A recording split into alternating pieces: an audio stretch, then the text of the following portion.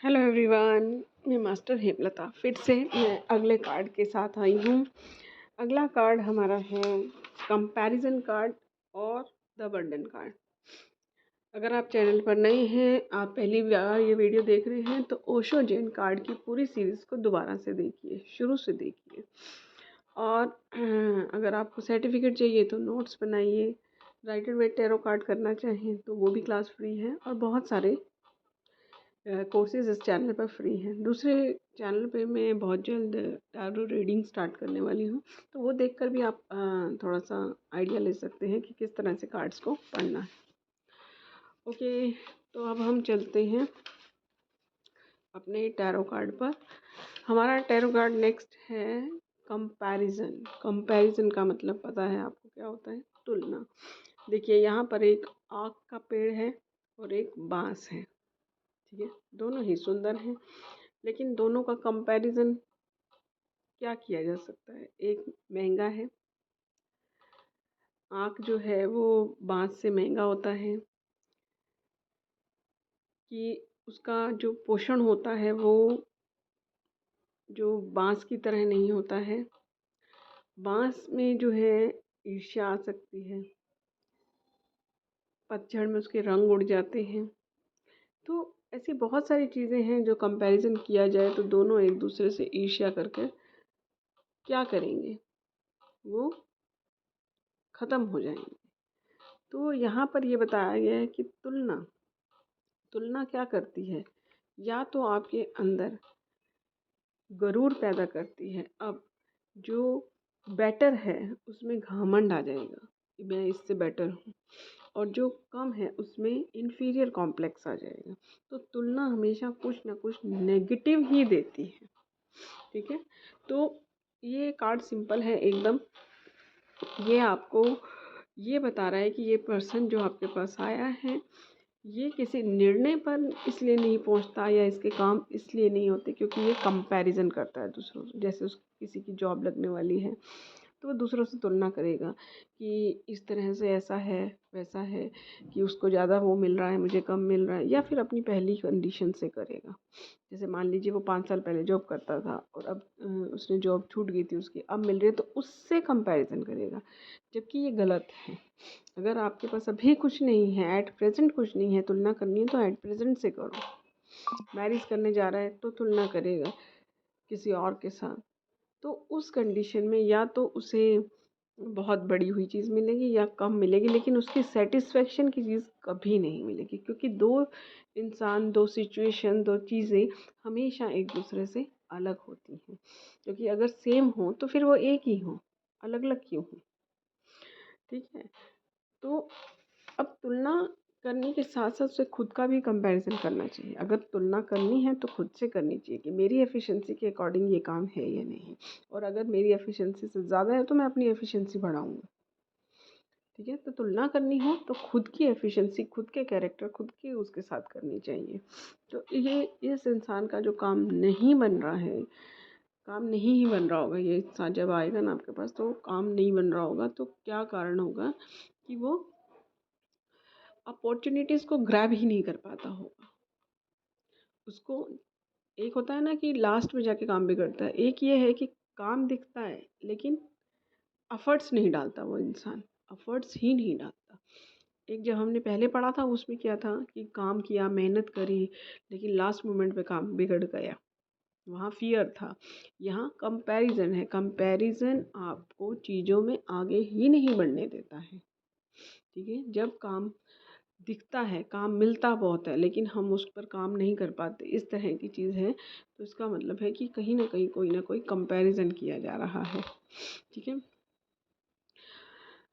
और इसमें एक चीज़ और आ सकती है कि पार्टनरशिप का काम आ सकता है, कि आपके पास कोई आया है तो वो पार्टनरशिप के लिए आया है कि भाई हम पार्टनरशिप में काम करें या नहीं करें, या करना चाहिए नहीं। तो यहाँ पर जो दो पर्सन होंगे वो दोनों आपके पास जो है एबिलिटी के लिए अलग अलग होंगे, ठीक है। एबिलिटी दोनों में दोनों की परिस्थितियाँ अलग होंगी, दोनों में एफिशिएंसी अलग होगी।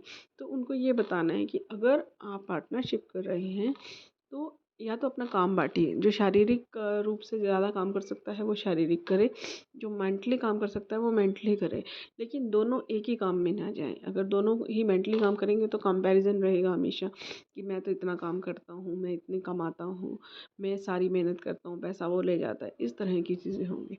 तो दोनों का काम अलग अलग बांटिए एफिशिएंसी के अकॉर्डिंग। दोनों को अपनी एफिशिएंसीज के अकॉर्डिंग काम कर, क्योंकि एक काम में हर तरह की काबिलियत चाहिए, शारीरिक भी, मानसिक भी, धन संबंधी भी, सब तरह की। और एक दूसरे को अंडरस्टैंड करके चलना होगा, क्योंकि जो शारीरिक काम करता है उसका काम दिखाई देता है, जो मानसिक काम करता है या आजकल जो कंप्यूटर पे काम करता है उसका काम दिखाई कम देता है। तो इस चीज़ को आप अगर अंडरस्टैंड कर सकते हैं एक दूसरे तभी आगे चलिए, नहीं तो मत चलिए। ठीक है। फिर कोई भी दो व्यक्ति या परिस्थितियाँ कभी समान नहीं होती। ये एक इंसान को आपको समझाना है कि अगर आप कंपैरिजन कर रहे हैं तो टाइम को भी साथ में लीजिए। ठीक है। परिस्थितियों को कर रहे हैं तो टाइम को लीजिए कि पहले के टाइम में ये प्रॉब्लम्स थी या ये चीज़ें थी, इसलिए इतना रिजल्ट आता था। अब ऐसी ऐसी स्थिति है, कई स्थितियों में आपको रिजल्ट अच्छा मिलेगा, कई चीज़ों में रिजल्ट कम मिलेगा। तो परिस्थितियाँ डिपेंड करती हैं, क्योंकि कई चीज़ें ऐसी हैं जो पास्ट में, जैसे मान लीजिए कोई ये चाहता है कि उसके घर में पूजा पाठ वगैरह हो, लेकिन आजकल क्या है, लोग स्पिरिचुअलिटी की तरफ ज़्यादा बढ़ रहे हैं। ठीक है। तो स्पिरिचुअल वर्क ज़्यादा होगा, इंसान अपने आप में उतरना ज़्यादा चाहेगा। तो इस तरह की बहुत सारी स्थितियाँ हैं। सब अपने अपने ढंग से ठीक है। तो जो पूजा पाठ कर रहा है वो भी ठीक है, जो मेडिटेट करता है अकेले में बैठ के वो भी ठीक है। तो बस हमें टारगेट पे नज़र रखनी है, ये समझाना है कि आप ये देखिए कि जो आप चाह रहे हैं, हैप्पीनेस आपके घर में अल्टरनेट क्या है, जो आपको अल्टीमेट रिजल्ट आपको क्या चाहिए, हैप्पीनेस चाहिए, वो आपको मिल रही है लास्ट में। ठीक है। रास्ता कोई कोई भी अपनाए। और सबसे बड़ी चीज़, घर में कभी भी, घर में या बाहर या कहीं भी, किसी भी, कभी भी दो बच्चों का या किसी का भी कंपैरिजन ना करें। ठीक है। कंपैरिजन हमेशा अनसेटिस्फेक्शन देता है। खुद का भी, खुद को अपने आप को मोटिवेट करने के लिए ज़रूर करें बस। अगला कार्ड है द बर्डन कार्ड। ये कार्ड बहुत ही बड़ा कार्ड है। बड़ा कार्ड का सिग्नल इसमें देखिए क्या क्या है।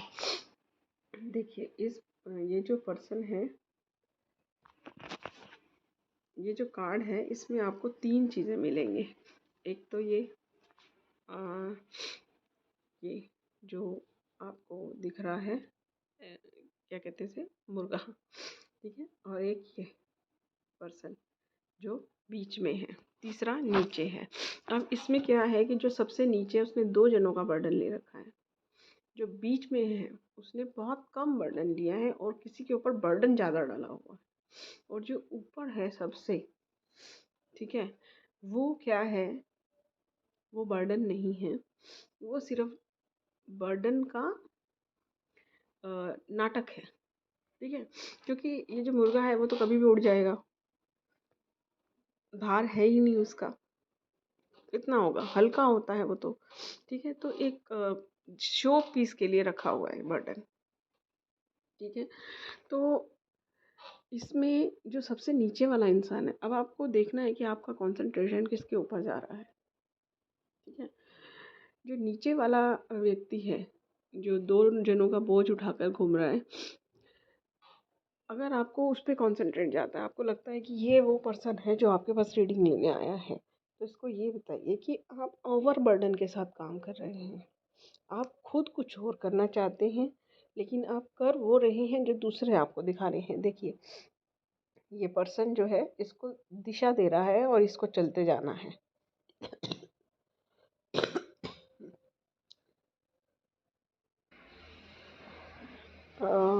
मैंने इस वीडियो को बंद किया, वापस चालू किया, चालू नहीं हुई, पूरी वीडियो मैंने बोल दी। अब मैं दोबारा से इस पूरे कार्ड को दोबारा से ही एक्सप्लेन कर रही हूँ, पता नहीं कहाँ तक बोला था, और बंद वीडियो में मैंने पूरा कार्ड एक्सप्लेन कर दिया। देखिए इस कार्ड में, दोबारा से स्टार्ट कर रही हूँ इस कार्ड को, हो सकता है इसमें और इंस्ट्रक्शंस आने हों इसलिए ऐसा हुआ हो। देखिए तीन पर्सन हैं इस कार्ड में। अगर आपका ध्यान इस पर्सन पर जाता है तो इसका मतलब ये इंसान जो है दूसरों के अकॉर्डिंग काम करता है। दूसरे जो उसको इंस्ट्रक्शन देते हैं, सलाह देते हैं, उस सलाह को, उस इंस्ट्रक्शन को ये इंसान बर्डन के रूप में लेता है। तो इसे ये सलाह दीजिए कि जब आपको कोई इंस्ट्रक्शन देता है या वो देता है तो उस पर थोड़ा विचार विमर्श कीजिए। अगर वो काम आपकी इच्छा के साथ मिक्स होता है, क्योंकि कभी कभी दूसरों की सलाह भी या दूसरों का ऑर्डर भी हमारे फ़ायदे के लिए होता है। तो अगर आपकी इच्छा के साथ वो काम मिल रहा है तो ही कीजिए। अगर आपकी इच्छा के साथ नहीं मिल रहा है तो उसे आर्टफुली मना करिए। ज़बरदस्ती जो भी आप कोई काम करेंगे तो आपका इंटरनल वर्ल्ड और आउटर वर्ल्ड दोनों ही डिस्टर्ब होगा। तो इस बर्डन को कम करें, बर्डन के साथ काम ना करें। अब देखिए ये चीज़, ये लेडी अगर ये आपको दिखाई दे रही है, आपको दिखाई तो पूरा देगा लेकिन अट्रैक्ट करती हैं ये चीज़ें, तो इसका मतलब ये है कि ये जो लेडी है ये खुद पर डिपेंडेंट है। इसके दिमाग में विचार तो बहुत आते हैं लेकिन उनको फॉलो नहीं कर पाती। फॉलो करने के लिए इसे कोई और चाहिए। सर्वेंट की इसको बहुत ज़रूरत होती होगी घर में, और कामों को करने के लिए दूसरे इंसान चाहिए, खुद नहीं करना कुछ भी। दिमाग में बहुत कुछ चल रहा है लेकिन करना दूसरों को है, दूसरों पे डाल देना कि हाँ ये इस घर में ये ऐसा कलर अच्छा लगेगा, ठीक है तुम कलर करा दो सारा। इस तरह के विचार बहुत सारे आते रहते हैं और दूसरों के ऊपर, और फालतू विचार। देखिए ये बिना मतलब जो है वहाँ पर कुछ नहीं है, सिर्फ पहाड़ी है ना। तो और कुछ ऐसा है भी नहीं कि वहाँ पर दिख रहा हो कुछ। तो बिना मतलब पे उसको चलाई जा रही है और कुछ उसे दिखाई नहीं दे रहा। ये नहीं दिखाई दे रहा नीचे वाला इंसान मरने की हालत में हो रहा है, ठीक है। तो इस वजह से इसके रिलेशंस भी बिगड़ते होंगे, डोमिनेंट नेचर की वजह से, बुद्धि भ्रष्टता की वजह से कि भाई फालतू विचारों को अप्लाई करना, जिद जिद होगा, ठीक है। इस वजह से रिलेशनशिप खराब होंगे और जो मनी मैटर्स हैं वो भी ख़राब होंगे, क्योंकि मनी बहुत बर्बाद होती होगी इन सब कामों में। ऐसा इंसान 4 नंबर वाला हो सकता है और ऐसा इंसान जो फॉलो करता जा रहा है वो 7 नंबर वाला हो सकता है। अब आपके पास अगर पार्टनरशिप या रिलेशनशिप के लिए कार्ड आता है तो देखिए इसमें क्या है कि एक इंसान जो है मेंटल वर्क कर रहा है और एक इंसान फिजिकल वर्क कर रहा है। तो इसमें एक जना, या तो ये जो मेंटल वर्क कर रहा है वो 4 नंबर वाला हो सकता है।